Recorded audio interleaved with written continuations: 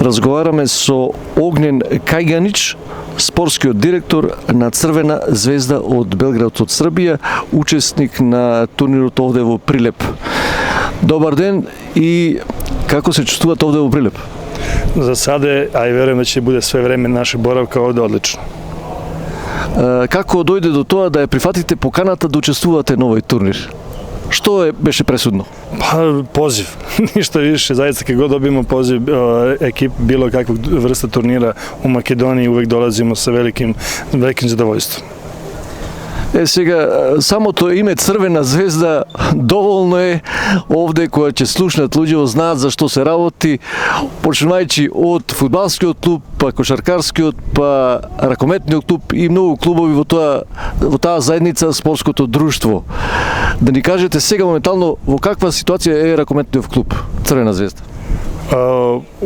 Prvo hvala vam na tim rečima oko Crvene zvezde, zaista nam je izuzetno drago da vidimo da mnogi ljudi ovdje vole i poštuju Crvenu zvezdu i uvek zbog toga i rado i dolazimo.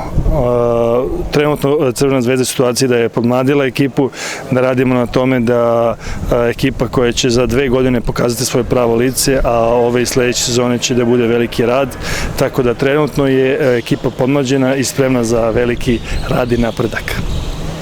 Овде во Прилеп половина навиваат за Партизан, половина за Црвена звезда. Тие што се за Црвена звезда не можат да веруваат дека вие во последното првенство дури на 8 место сте се пласирале. Како се случи тоа? Nažalost je tako, ali eto, desilo se da u posljednjih 5 kola 4 smo izgubili, silno je bilo povređenih igrača i desilo se to, ali verujem da će sledeće svake godine biti znatno bolje.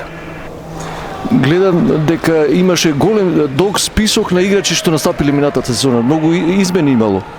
Pa nije toliko koliko su ljudi pisali su novinari, ali su grešili dosta, a mi nismo ih ispravljali pošto očigledno nisu radili svoj posao kako treba, tako da imamo 4-5 igrača koji su stariji i ostali su dosta mlađi, ali nije velika kao što je razlika od prošlogodišnje, samo je malo podmlađena i to je to. Не, мислев на број, поголем број настапиле минатата сезона на играчи. Znam, ali su grešili, generalno novinari nisu napisali tačno, jer niko nije pitao ništa, nego su otprilike čuli su, pa su pisali, ali nije takva situacija. Dosta ima igrača od prošle godine. Во споредба да направиме една со претходното првенство и ова што следува и сега односно овој состав сега што дојде во Прилеп, дали има некои големи промени во sporedba sa minatata sezona? Pa vidjet ćemo, mislim nije još počela sezona, ne mogu da tvrdim kolika će biti razlika u samoj igri, to nam je jedino bitno. Ono što je očigledno je da je ekipa podmlađena i da je velika većina igrača među 20 i 22 godine. Imamo par igrača od 30 godina, ali sve ostalo su zaista mladi igrači, tako da najveća je promjena što su dosta podmlađeni. Што мислите за овој турнир, за екипиве што тука се учесници? Mislim da su Pandam veoma nam prije da bude taj nivo rukometa i da je to prava stvar, zbog toga smo izabrali. Imali smo još turnir u Ohridu i turnir u Strugi, ali odabrali smo ovo jer mislimo da nam najviše leži ovaj turnir. Сега да ни кажете за ова презиме Кајганич е многу познато, уште кој знае од кога. Јас памтам дека имаше и голман Кајганич, и вие сте ракометар Кајганич, и поврзани сте и со Македонија. Ајде да ни кажете се за ова, за Кајганич. Прво за голманот Кајганич. Moj otac Boško Kajganić je igrao... Vašiот татко е Кајганич? Tako, igrao je ovde, to je branio je u fudbalu za Vardar, neki mislim 1970. godine, tako nešto je bilo, ili 72. davno do duše, i ja sam igrao isto rukomet u Vardaru 2004-2005. godine kad smo igrali Ligu šampiona, napravili smo jedan prilično lep uspeh, u tom trenutku i najveći uspeh makedonskog rukometa, tako da sa velikim, onako sa srećom i zadovoljstvom uvijek se dolazim i vraćam se u Makedoniju. Тоа беше еден најуспешен период од кариерата во Вардар? U mom periodu im bilo još, hvala Bogu, dosta uspešnih, ali tada koliko sam ja bio upoznat je bio najveći uspeh makedonskog rukometa, došli smo do polufinale kupa, to jest da kupa IHF. Инаку до кога ви траеше кариерата ваша? Potrajale, boga mi dugo. Igrao sam do neke 38-39. godine, to je znači do 2000 neke 15. 16. 17. sam igrao, tako nešto ne sjećam se tačno, ali završio sam karijeru u Crvenoj zvezdi, dakle sam i počeo, tako da se krug završio. А за вашиот татко да ни кажете по голманската кариера, потоа каде продолжи? On je nažalost preminuo dok je igrao za Galatasaraj još davno 1977. godine u saobraćajnom udesu.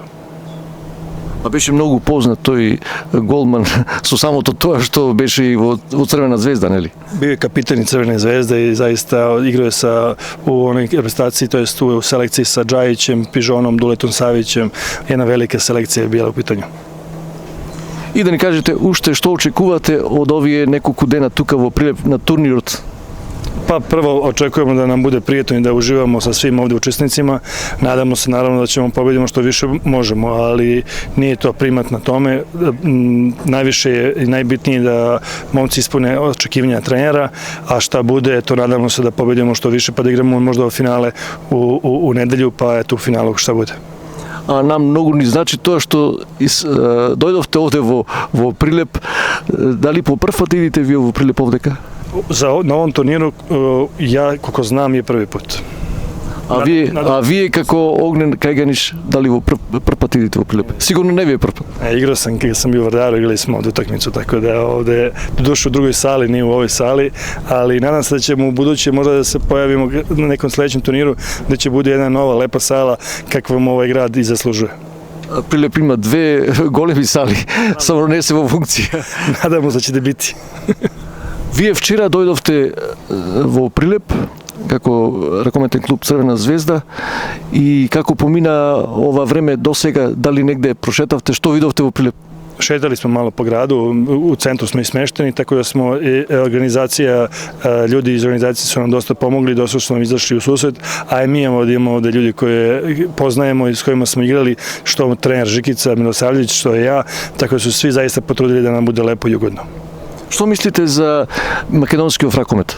Mislim da je prava stvar što je država stala iza rukometa i to je jedna retka stvar u Evropi i ja bih volao kad bi se država ponašala prema rukometu u Srbiji kao što se dešava to ovdje u Makedoniji i izuzetno mi je drago i srećan sam kad vidim da jedna cela država stoji iza rukometa. Секаде фудбалот го сметаат за спорт број 1, само во Македонија ракометот го сметаат за спорт број 1. Ja bi odmah dao sve na svetu, samo da u Srbiji više ne bude fudbal broj 1, može košarka, ali dosta s fudbalom. Mnogo uzima, mnogo jede i finansija i te dece, tako da bi lično voleo da mnogo njih više ide u rukomet, jer ja mislim da je rukomet pravi, jedan ozbiljan sport, posebno za dečake, ali dobro je to, kako kome, šta da radimo. Добро, има голема традиција ракометот во Србија, секако со тие многу медали, кој знае колку се дека ни набројуваме. Значи, желба е да се вратите на тоа ниво кое што беше. Значи, кој знае колку има светски ракометари што беа и прогласувани најдобри во светот. Imamo toliko mnogo igrača koji su bili na jednom najvišem mogućem nivou i reprezentacija je bila na najvećem mogućem nivou, što Jugoslavija, što postoji sama Srbija, tako da bi volio da se vrati, da budemo u samom vrhu, ne moramo da budemo ni prvaci odmah, ali da budemo u sledećih 10 godina u samom vrhu, da budemo u 4-5 selekcija u Evropi, bilo bi zaista veliki uspeh, ali mora na tome da se zaista radi od nivoa najmlađih, da se tako krene, pa onda na gore. Ne može drugačije, od klubova pre svega i klubovi, pravi igrači, pravi reprezentaciju. Ви благодарам и ви пожелувам успех и овде на турнирот, а и во првенството во Србија, па и понатаму. Hvala vam puno i mnogo nam je drago zaista što smo ovde.